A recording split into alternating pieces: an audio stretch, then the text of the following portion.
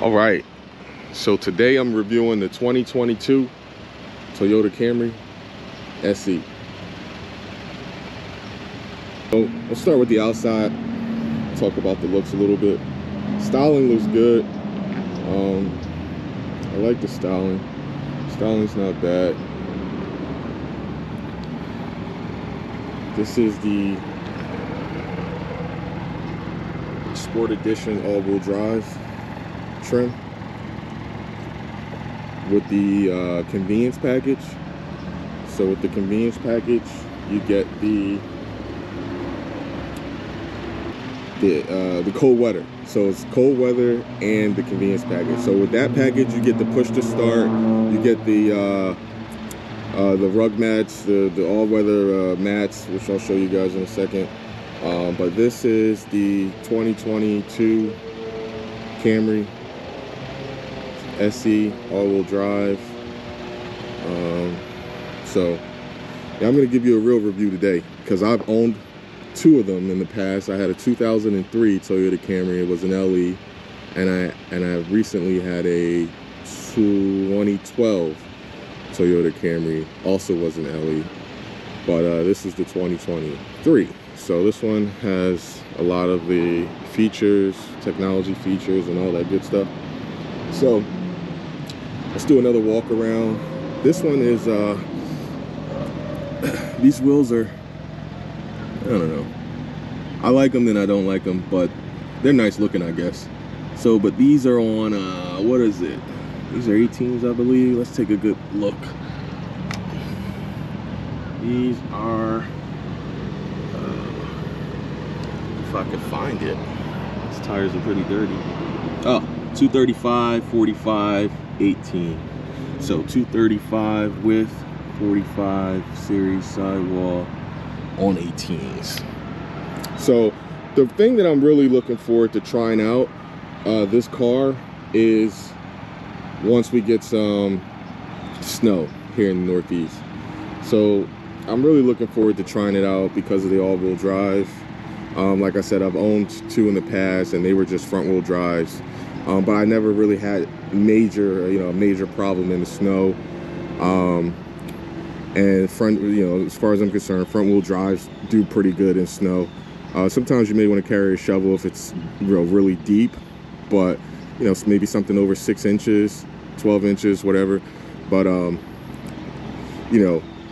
once they get out here and they plow the streets and the snow turns into slush, front-wheel drive is perfectly fine. But so I'm gonna get inside. We're gonna go for a ride. I'm actually taking this thing home, so I'm gonna talk a little bit about the features, the drive. Again, this is the 2022 Toyota Camry SE all-wheel drive. So let's get in. All right. Well, let's kill that.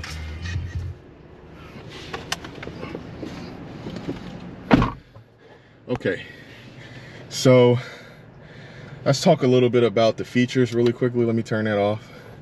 And so this model here has the, let's see, it has a lot of features actually.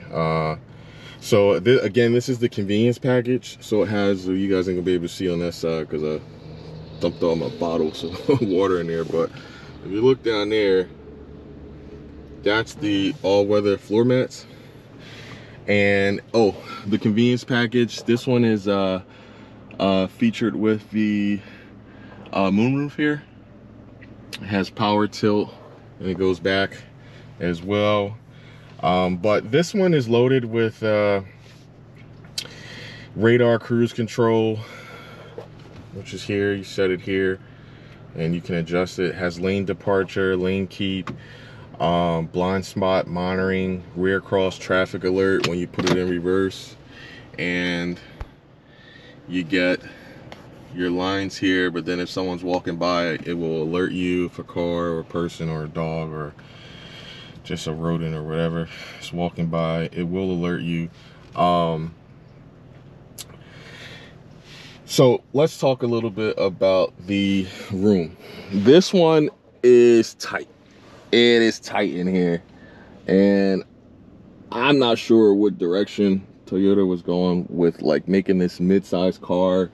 You know, like I said, I'm comparing it to the one I had, which was the 2012, and I feel like the 2012 definitely gave you more interior room. Like, I'm the same size as I was when I had my 2012, and this car, in terms of space, it's tight and it's low. It's lower to the ground. It's tight on the inside. I mean, at least for me, you know, I'm about 6'1" and 220, 230, and this thing is tight. I mean, so, and I can't imagine trying to put two adults back here. Look at how tight that is. I mean, I was sitting here on this side, on the passenger side, and I let someone else test drive this thing, and I had to put the chair as you see it there, just to, you know, feel like I had some room. So, I mean, it's, you know, it's not made for someone who's, you know, on the bigger side, whether that be height or weight, in my opinion. I mean, you're gonna be tight, at least for, you know. And then think about if you're doing a long drive, you know, something that's 2 hours, 3 hours. I mean, you're gonna get out a few times along the road because it's just too tight. So, I mean, for that, I'm not too excited about that. I mean, it's just not enough room, in my opinion. But it does come with all power windows. You know, they all go down, and that's front and rear. I like that. Mine didn't have that, the 2012 that I had. I think I only had the driver's side auto, but they give you all auto, so that's neat. Let's talk about the features. So well, before we get to the features, let's talk about what we have here. So we got auto headlight dimming. I like that feature. I've seen it. I've driven the car at night, so I've seen this thing just come on by itself. Actually, it comes on a little, in my opinion, it comes on a little too much. Like, there was areas where I was like, okay, this, you know, the high beam doesn't need to come on, but it would just come on. So I think Toyota needs to adjust this because there was well-lit areas, I won't say well-lit, but lit areas that I was in that this thing will still come on. So you got your traction control on or off, trunk release. This is the gas to pop open the tank, and then we got heated steering wheels, which I think is awesome. Because I live here in the Northeast, so in the winter months it gets really cold. So if you're taking this out, you know, and it's 20 or 30 below, I mean, you get that. So that's awesome. Let's talk a little bit about the other thing you get is the heated seats. 3 levels.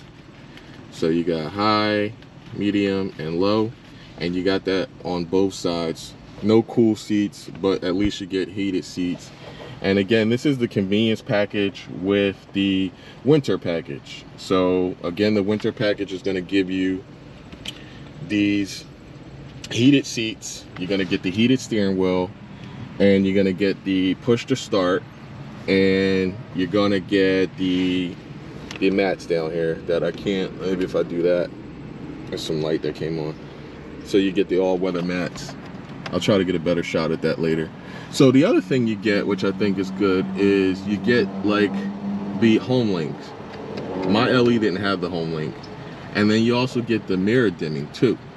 So in this trim, I'm not sure about the other trims, but you get 3 home links for your garage. I use one now.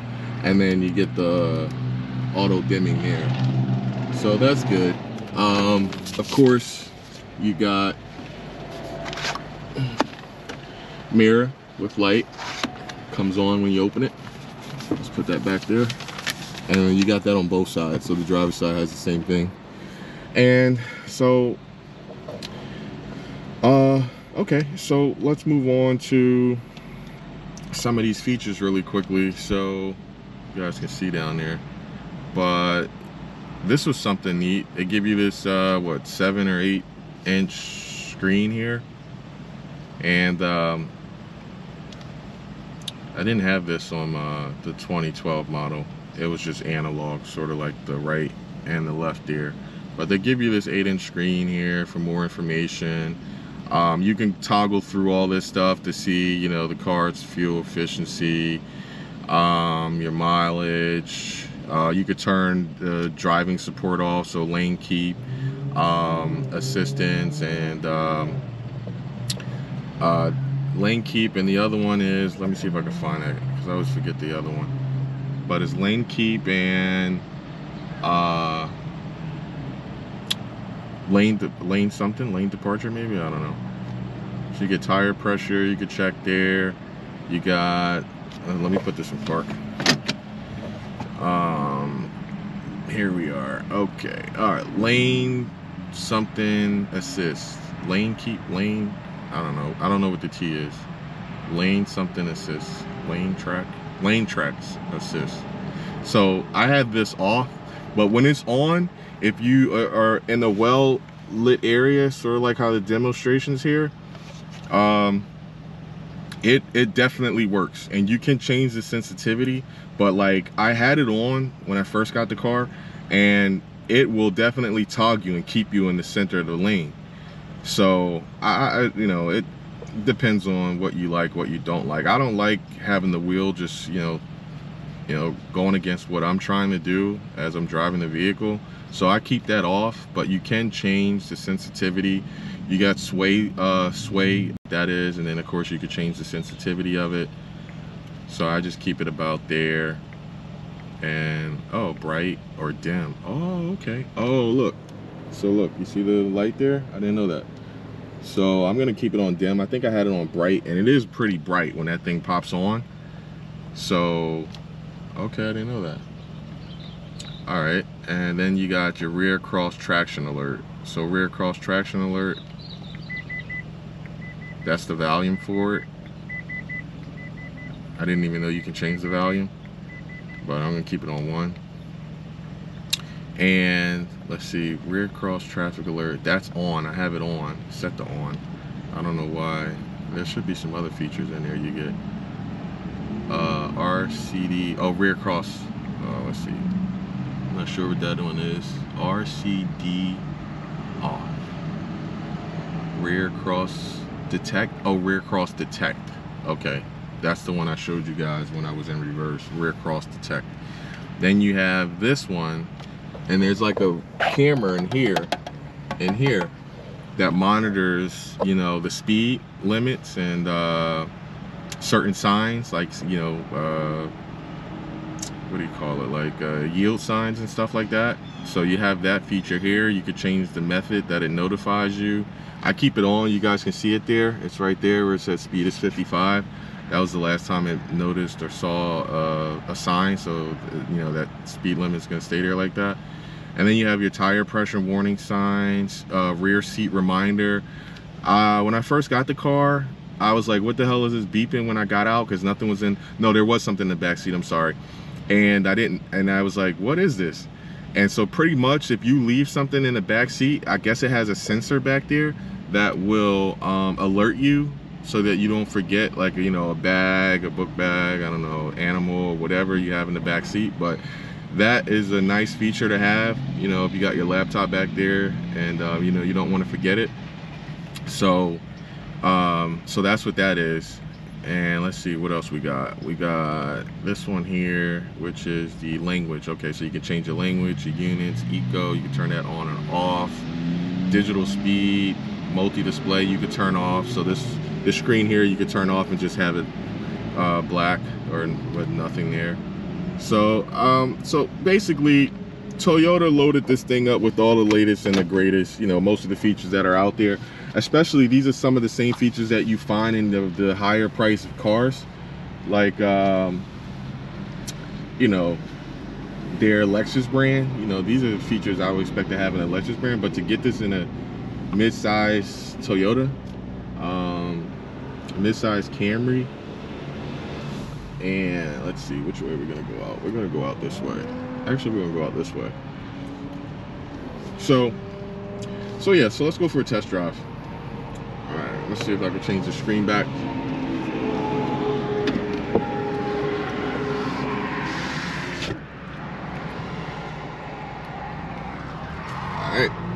go. Let me put my seatbelt on. That thing, oh, and the seatbelt warning thing, I mean, it was annoying in my 2012, but this one's even more annoying. It's loud, it rings longer, and it's just, it's annoying, guys. I'm not even gonna let you guys hear it because it's just really annoying. So that's what it looks like with the speed, the digital thing right there in the middle, miles per hour. Right now I'm in, oh, and you get what, 2 modes or 3 modes. You get eco, normal, and sport. So right now I'm in sport mode. Sport mode is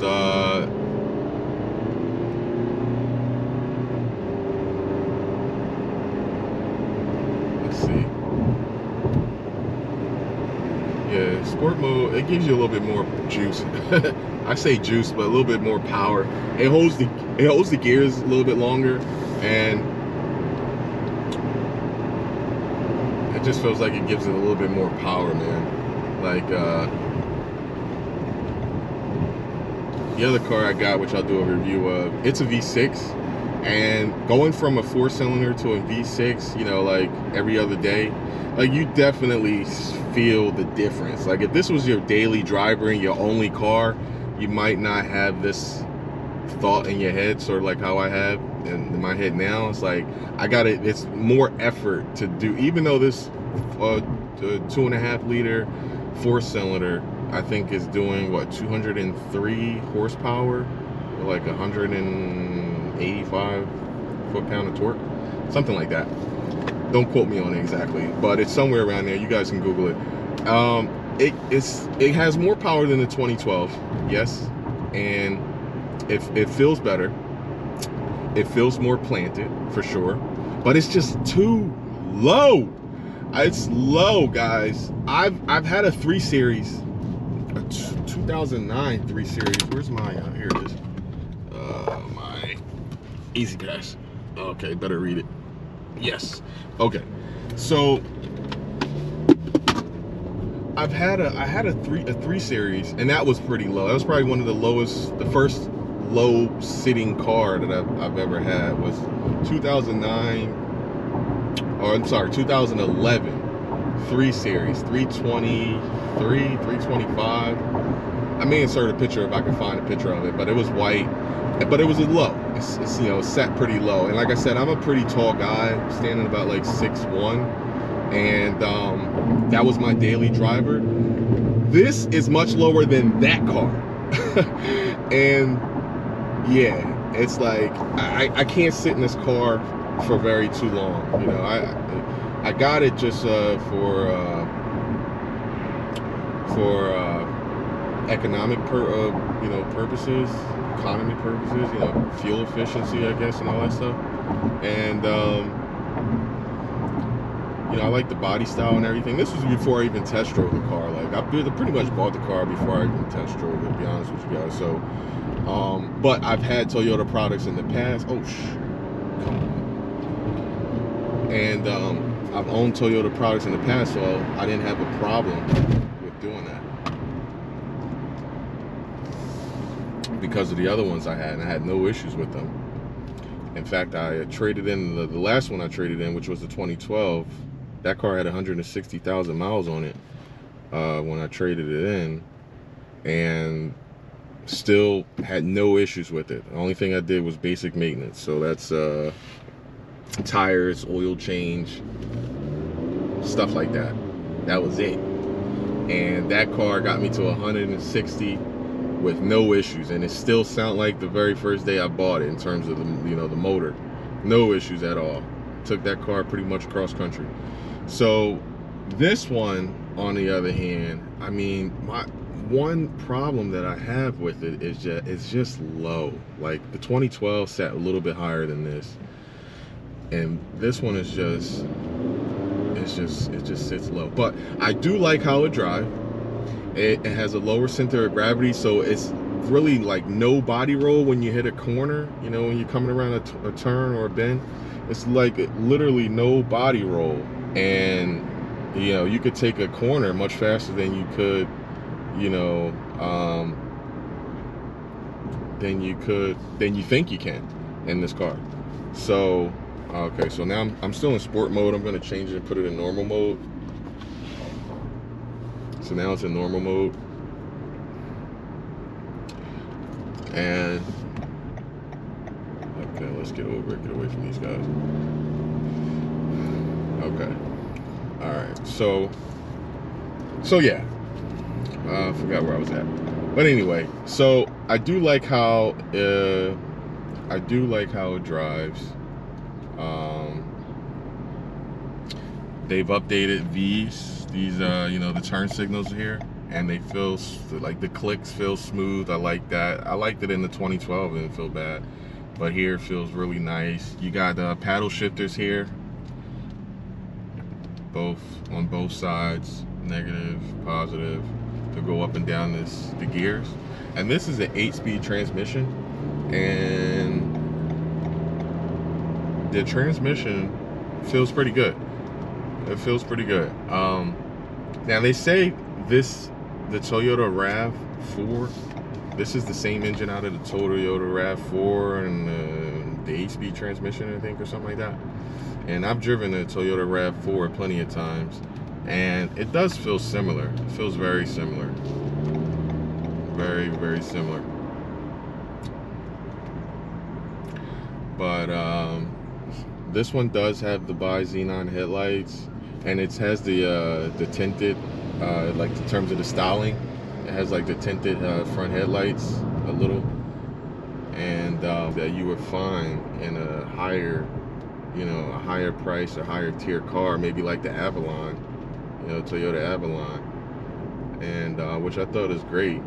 And so yeah, let's see what else we could talk about here. Let's see, you get dual climate control. Let's turn it on. AC. So you get dual climate control. Oh, you get there is no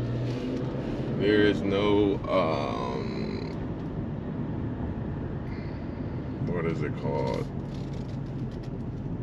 wireless charging. There's no wireless charging.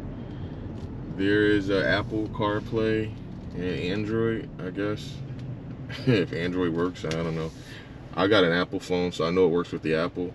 But yeah, you gotta have the plugged in to use that though. And I think they should have given at least, you know, oh boy, they should have given you that feature wirelessly, you know, especially for 2022. It's like, but you gotta have the cord to use your CarPlay. That's something I don't like, but you can connect via the Bluetooth really quickly. I love the steering wheel, how the steering wheel feels. You know, this is leather wrapped steering wheel. It feels really nice. It feels really nice. And the seats are really comfortable as well. You do get bolstering on both sides, and it snugs you in there. Like, I feel it. I'm feeling it now. Like, you know, keeping me in the seat. So no issues there. The seats are comfortable. The seats were comfortable in the 2012 as well, because that's what I had to compare this thing to. Now, one thing they say this thing has is what, the Sport Tune suspension. And the one thing I can say about that is it takes bumps pretty good to be low, you know, to be this low to the ground. This car does take bumps, you know, if you go over a bump, like, pretty good. You know, I won't say like it's gonna take it like a, you know, like a big SUV or, you know, some truck or something, but it does take the bumps okay. You know, that was just something I noticed. Excuse me. And I think that's gonna pretty much wrap it up, guys. I mean, this was, I wanted to give a real review because I've had this car for about a week now, and wanted to let you guys, that's something I got to do when I get back home, cut the grass. But I wanted to give you a real review today. As I took the car out, I went to a grocery shop at Sam's, but just thought to do a quick video, and I brought the GoPro and I had it sitting there and I was staring at it like, should I do this video now? Should I do it later? I was like, let me just do it now. So this again is the review of the 2022, just all my junk, please excuse that stuff, Toyota Camry Sport Edition all-wheel drive. I hope I said something that will help you guys understand this car a little bit better. If it's, you know, something you should buy, car you like, car that you want to, you know, daily drive. But it is nice. It's pretty good on gas. I think this one gets 29 combined, 28, 29 combined. I don't know what it is specifically for the city or specifically for the highway, but I do believe you get about 29. Where's my thing at here? Let's see. Yeah, so I'm about 28.7, and that's a mix between highway and city driving, and I do both a lot. So that's pretty good. I think my 2012 was averaging about like 22 in the city, maybe 22, 23, somewhere around there, give or take. Actually combined, because I used to take that on the highway as well a lot. So you know, they definitely improved the fuel efficiency on this thing. My only one thing, if I had anything to cry about with this car, is the fact that it's just so low, guys. I mean, it, you know, it feels like you're literally driving like a go-kart or something, man. In terms of how low it is, like it just sits really low. And the weird thing is, you can't, it's hard to tell seeing the car from the outside that it sits this low. It's kind of hard to tell. So there goes an older Corolla, and that looks like it's sitting up a little higher than this, and this is a 2022 Camry. So that would be my one thing, or one issue, if I had to pick, that I don't like about the car, is that it's just sits pretty low to the ground. But I do like all the other features. The car drives nice. It's a Toyota Camry. I mean, you're gonna pretty much, if you've owned one in the past, you're gonna know exactly what you're getting when you get this, if you do decide to get this car. But I think I'm gonna leave it there, and this is gonna wrap up the review of the 2022 Toyota Camry Sport Edition all-wheel drive. Sorry, can't get out the way. Convenience package with the cold weather package. Oh, let me also say this. I do like that they give you the option to like go with, like, let's say the convenience package if you want push to start, or if you want a sunroof or you don't want the sunroof, or if you want heated seats or not. I do like that they give you that option to pretty much option that in the car that you're gonna go with. So that was something I thought that was nice. And like I said, I'm gonna do another review when the winter comes. I mean, we're in winter now, but the snow's here. But when the snow comes, I'm gonna take this thing out in the snow, and I'm gonna really see if it's any major difference between having the all-wheel drive or the front-wheel drive version, maybe of this car. But I'll try to compare it to a car, you know, the 2012 that I had before. They better let me go down this way because I need to make a left here, to see if it's even worth it or not.